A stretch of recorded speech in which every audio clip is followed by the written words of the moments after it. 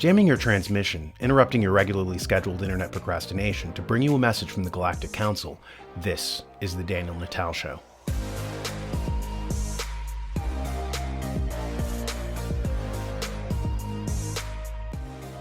Joe Biden recently set the media buzz when he casually referred to the coming New World Order. He was at a Business Roundtable meeting, the Business Roundtable being the chief architects of this coming world corporatocracy when his comments were made.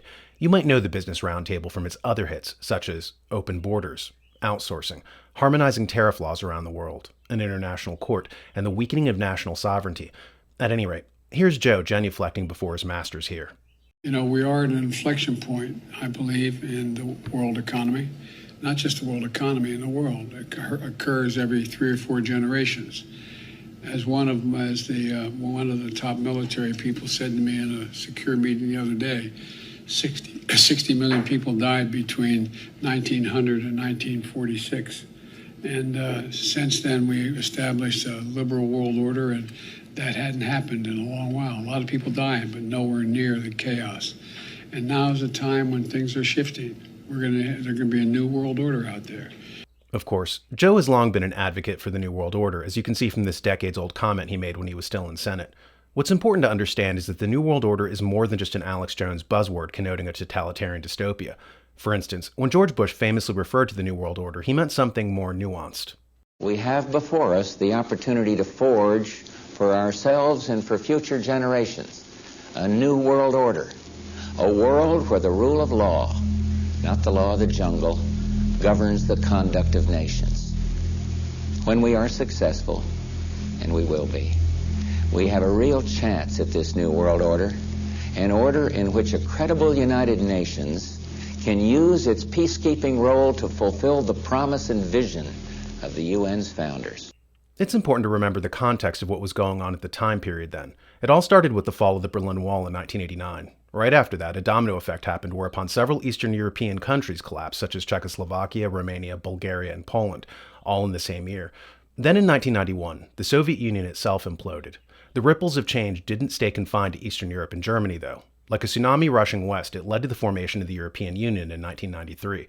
That tsunami washed over Western Europe and slammed into the United States on September 11th, 2001, when a terrorist event changed America forever. Part of that fundamental change was brought about by the so-called Patriot Act, written by none other than Joe Biden. From then on, America would become a security state, and its citizens were told that they had to give up their essential liberties for the promise of greater security. They would have to endure pat-downs at airports and more warrantless spying on their personal information. Their banking transactions would no longer be private, but would now be transparent to the government, all on the claim that it was to protect us from terrorists.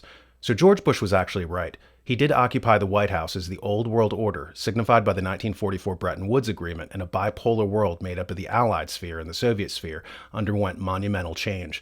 By the way, the 1944 Bretton Woods Agreement, which divided the world between East and West, came hard on the heels of H.G. Wells's book entitled The New World Order in 1940, where the socialist Wells engaged in what he called the open conspiracy to change the nature of the world and to place it on more collectivist materialist principles. Wells complained of the constant wars from rival empires and suggested that the new watchword should be peace through tyranny, as a single global system was put in place to get rid of those pesky inefficiencies of self-determination from various peoples. Of course, Wells, who was literally a member of the first British Ministry of Propaganda in 1916, was merely placing a more alluring face on what amounts to global monopoly. This was the dream of the business interests, like the Business Roundtable as aforementioned, since the days of Andrew Carnegie. Carnegie was a master of monopoly. He would ruin smaller companies by undercutting their prices. He would sell products for less than the cost to make them, knowing that he could sustain the losses. The smaller companies couldn't. So when they went under, he would buy their equipment and facilities for pennies on the dollar and absorb these plants into his larger conglomerate. At any rate, when Andrew Carnegie created his Carnegie Institute for International Peace, there were people who saw a seeming contradiction in the ruthless robber baron who seemed to mend his ways by now striving to usher in a paradigm of peace and brotherhood. In reality, there was no contradiction. Carnegie was merely applying the principles of business monopoly to nations, crushed the smaller countries and absorbed them into one larger world system run by businessmen. At any rate, billionaire investor Ray Dalio recently came up with a book about the changing world order. He created a video to accompany it. The Changing World Order. The times ahead will be radically different from those that we've experienced in our lifetimes, though similar to many times before. How do I know that? because they always have been.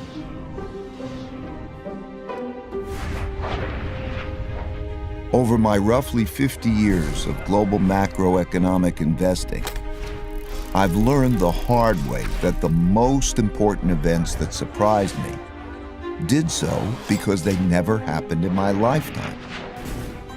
These painful surprises led me to study the last 500 years of history for similar situations, where I saw that they had indeed happened many times before, with the ups and the downs of the Dutch, British, and U.S. empires. And every time they did, it was a sign of the changing world order. I would encourage anyone watching to check out the full version of Dalio's helpful video, because he does a good job of outlining the cycle of changing world orders as one empire rises and another falls. He errs, however, in thinking that China will be the next great empire and that the next world order will be built upon that. China, too, is under this delusion. If events were allowed to run their course, this might in fact happen. But there are business interests afoot who want China to merely be a component in a larger global corporatocracy, and they will stop at nothing, even World War III, to turn the tables and to try to substitute their own version of the New World Order. It's for these business interests that Joe Biden works. In parting, consider this. World wars usually happen after economic crashes. The Panic of 1907 led to World War I in 1914. The 1929 stock market crash led to World War II in 1939. Recently, we had both the 2008 subprime mortgage crash, from which we never recovered, followed by the COVID-caused economic implosion of 2020. I'll let you take 3 guesses at what comes next.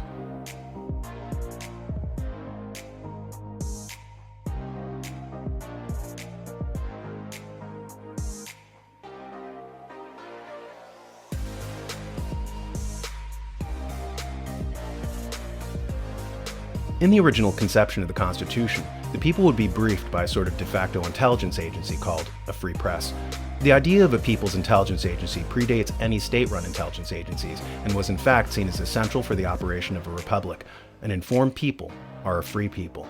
If you want to get actionable intelligence related to emerging trends and upcoming events, check out thenewamerican.com.